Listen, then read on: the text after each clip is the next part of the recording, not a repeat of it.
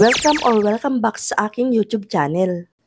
Sa mga bago pa lamang sa aking channel, please don't forget to subscribe at paklik na rin ang all bell notification para every time na mag-upload ako ng mga bagong videos na siguradong makakatulong sa inyo ay ma-notify kayo agad ni YouTube. Shout out po sa mga nagtanong na sina Ma'am Shin de la Serna 4181 at Sir JK Labajo HQ5KI.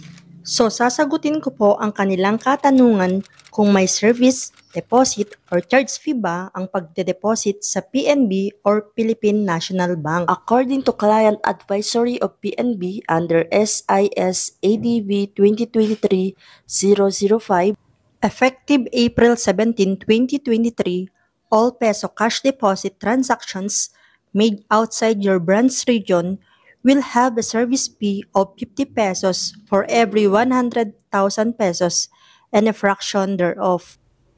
Ibig sabihin nito guys, lahat daw ng cash na i-deposit outside or sa labas ng ating branch region ay may service fee na 50 pesos kada 100,000 pesos na i-deposit po natin.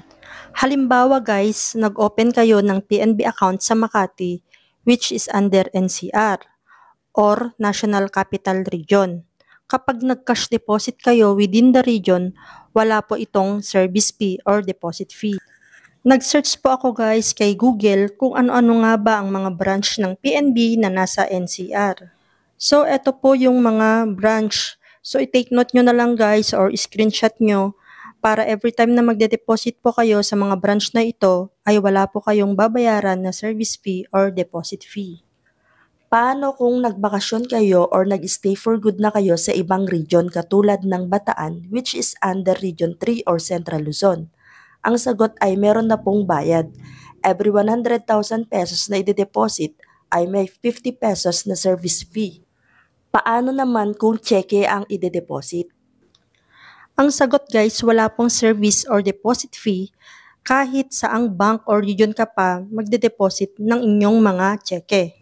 So hanggang dito na lang guys, sana nakatulong at may natutunan po kayo sa ating video tutorial for today. Huwag pong kakalimutang i-like, share at pasubscribe na rin po ang ating YouTube channel. Maraming salamat! Bye!